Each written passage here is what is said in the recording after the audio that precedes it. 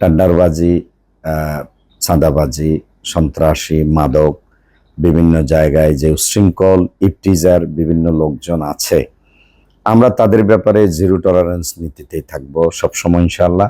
চট্টগ্রাম 10 আসন অত্যন্ত গুরুত্বপূর্ণ একটি আসন। এখান থেকে যারা অতীতে নির্বাচিত হয়েছে অনেকেই জাতীয় পর্যায়ে মন্ত্রণালয়ের দায়িত্ব পালন করেছে এবং এটি খুব প্রেস্টিজিয়াস একটা আসন হিসেবে পরিচিত।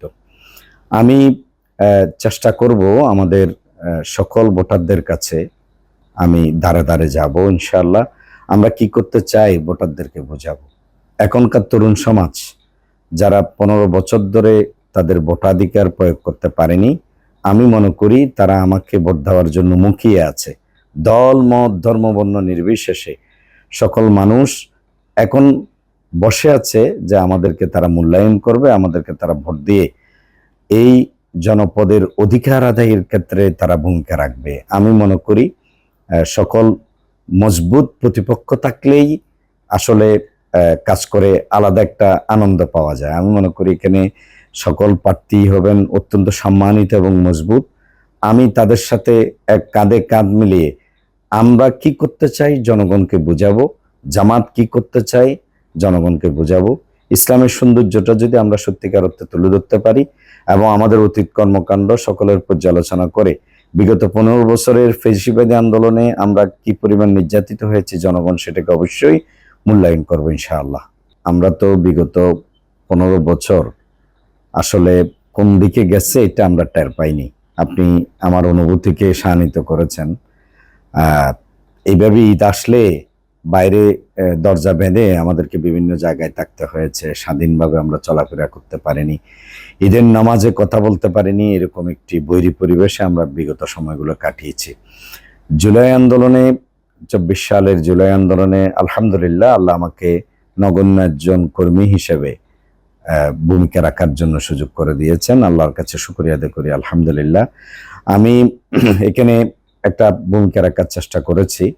তরুণ সমাজ, যুব সমাজ আমরা যেখানে যাচ্ছি, ইতিমধ্যে আপনি জানেন যে আমি রমজানে ইফতার কেন্দ্রিক এবং বিভিন্ন উপহার সামগ্রী নিয়ে প্রতিটা ওয়ার্ডে আমার যাওয়ার সুযোগ হয়েছে।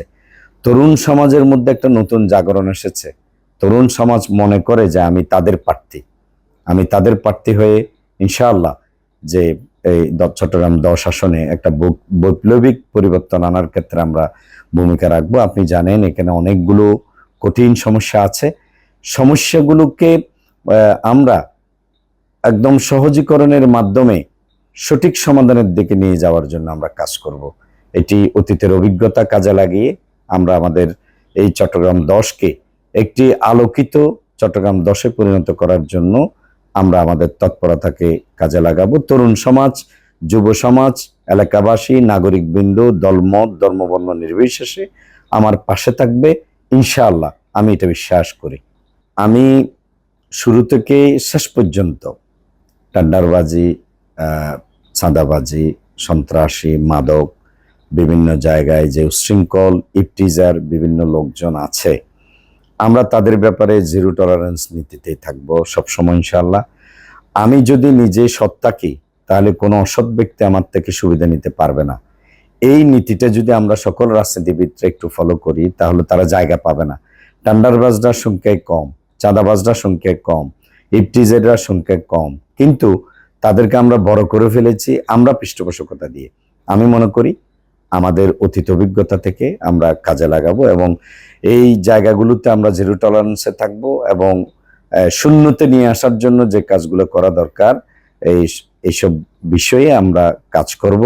বিশেষত তাদেরকে আমরা যদি সমর্থন না যোগাই এবং তাদেরকে যদি আমরা সহযোগিতার পরিবর্তে তাদেরকে শায়েস্তা করার চেষ্টা করি তাহলে ইনশাআল্লাহ ধীরে ধীরে চট্টগ্রামের এই মৌলিক যে সমস্যাগুলো আপনি বললেন, কিশোর গ্যাং একটা সমস্যা, এই কিশোর গ্যাং সমস্যা সহ সকল সমস্যা চিহ্নিত করে আমরা মোটিভেশন দেব, পরিবারকে মোটিভেশন দেব, আমরা তাদের অভিভাবকদের সাথে যোগাযোগ করব।